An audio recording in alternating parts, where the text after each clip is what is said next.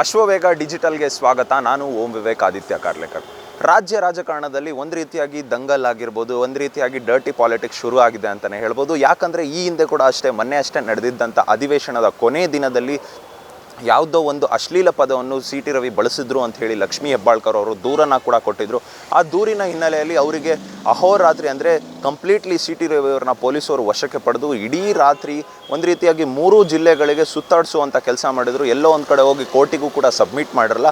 ಈ ರೀತಿಯಾದ ಪಾಲಿಟಿಕ್ಸ್ ಒಂದು ಕಡೆ ಆದರೆ ಮತ್ತೆ ಅದನ್ನು ಬಿಟ್ಟು ವಾಗ್ದಾಳಿಗಳು ಮಾಡೋದು, ಪರೋಕ್ಷವಾಗಿ ವಿರೋಧ ಪಕ್ಷವಾಗಿರುವಂಥವ್ರು, ಆಡಳಿತ ಪಕ್ಷದಲ್ಲಿರುವಂಥವ್ರು, ಈ ರೀತಿಯಾಗಿ ಒಂದು ರೀತಿ ಎಲ್ಲೋ ಒಂದು ಕಡೆ ನಮ್ಮ ರಾಜ್ಯದ ರಾಜಕಾರಣ ಕೂಡ ಈಗಾಗಲೇ ಏನು ನಾವು ನೋಡ್ತಾ ಹೋದರೆ ತೆಲಂಗಾಣ ಆಗಿರ್ಬೋದು, ಆಂಧ್ರ ಪ್ರದೇಶ ಆಗಿರ್ಬೋದು, ಮತ್ತು ಬೇರೆ ಬೇರೆ ಸ್ಟೇಟ್ನ ರಾಜಕಾರಣಗಳು ನೋಡ್ತಾ ಹೋದರೆ ಯಾವ ರೀತಿಯಾಗಿ ಒಂದು ಆಪೋಸಿಷನ್ ಆಗಿರ್ಬೋದು ಮತ್ತು ಆಡಳಿತ ಪಕ್ಷದಲ್ಲಿರೋರಾಗಿರ್ಬೋದು, ಇವರ ಇಬ್ಬರ ಮಧ್ಯದಲ್ಲಿ ಯಾವ ರೀತಿಯಾಗಿ ಜಟಾಪಟಿ ನಡೆಯುತ್ತೆ ಅಂದರೆ ಇವರ ಸರ್ಕಾರ ಬಂದಂಥ ಸಂದರ್ಭದಲ್ಲಿ ಅವರಿಗೆ ಇಕ್ಕಟ್ಟಿಗೆ ಸಿಲುಕಿಸುವಂಥದ್ದು ಮತ್ತು ಅವರ ಸರ್ಕಾರ ಬಂದಂಥ ಸಂದರ್ಭದಲ್ಲಿ ಇವರಿಗೆ ಇಕ್ಕಟ್ಟಿಗೆ ಸಿಲುಕಿಸೋದು, ಅದೇ ರೀತಿಯ ವಾತಾವರಣ ನಮ್ಮ ರಾಜ್ಯದಲ್ಲೂ ಕೂಡ ಎಲ್ಲೋ ಒಂದು ಕಡೆ ಸೃಷ್ಟಿ ಆಗ್ತಿದೆಯಾ ಅಂತ ಸಾಮಾನ್ಯ ಜನರ ಪ್ರಶ್ನೆ ಕೂಡ ಈಗಾಗಿದೆ. ಮತ್ತು ಇದನ್ನೆಲ್ಲ ಹೊರತುಪಡಿಸಿ ಇನ್ನೊಂದು ಕಡೆ ನೋಡ್ತಾ ಹೋದರೆ ಬಿ ಜೆ ಪಿಯಲ್ಲೂ ಕೂಡ ಅಷ್ಟೇ, ಬಿ ಜೆ ಪಿ ಏನು ಪಕ್ಷ ಇದೆ ಅಲ್ಲೂ ಕೂಡ ಆಂತರಿಕ ಕಿತ್ತಾಟ ಆಗಿರ್ಬೋದು ಮತ್ತು ಒಳಗಡೆ ಬಣಗಳ ಬಡಿದಾಟ ಆಗಿರ್ಬೋದು, ಈ ರೀತಿಯಾಗಿ ದೊಡ್ಡ ಮಟ್ಟದಲ್ಲಿ ಕೇಳಿ ಬರ್ತಾನೆ ಇದೆ.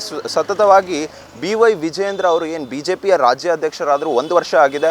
ಆ 1 ವರ್ಷದಿಂದ ಕೂಡ ಯತ್ನಾಳ್ ಅವರೇ ಕಂಪ್ಲೀಟ್ಲಿ ನನ್ನದೇ ಒಂದು ಬಣ, ನಾನೇ ಒಂದು ಸ್ಟೇಟ್ ಲೀಡರ್ ಆಗಬೇಕು ಅಂತ ಹೇಳಿ ಅವರೇ ಒಂದು ರೀತಿಯಾಗಿ ಗುರುತಿಸ್ಕೊಳ್ತಿದ್ದಾರೆ. ಈಗಾಗಲೇ ನೋಡ್ತಾ ಹೋದರೆ ಅವರ ಬಣದಲ್ಲಿ ರಮೇಶ್ ಜಾರಕಿಹೊಳಿ ಅವರಾಗಿರ್ಬೋದು, ಮತ್ತು ಅರವಿಂದ್ ಬೆಲ್ಲದವರಾಗಿರ್ಬೋದು, ಪ್ರತಾಪ್ ಸಿಂಹ ಅವರಾಗಿರ್ಬೋದು, ಈ ರೀತಿಯಾಗಿ ಅಂದರೆ ಈಗಾಗಲೇ ಏನು ವಿಜೇಂದ್ರ ಅವರ ವಿರುದ್ಧ ಸಮರವನ್ನು ಸಾರ್ತಿದ್ರು. ಈ ನಾಯಕರೆಲ್ಲ ಸೇರಿ ಒಂದು ಕಡೆ ಒಂದು ಬಣ ಮಾಡ್ಕೊಂಡಿದ್ದಾರೆ.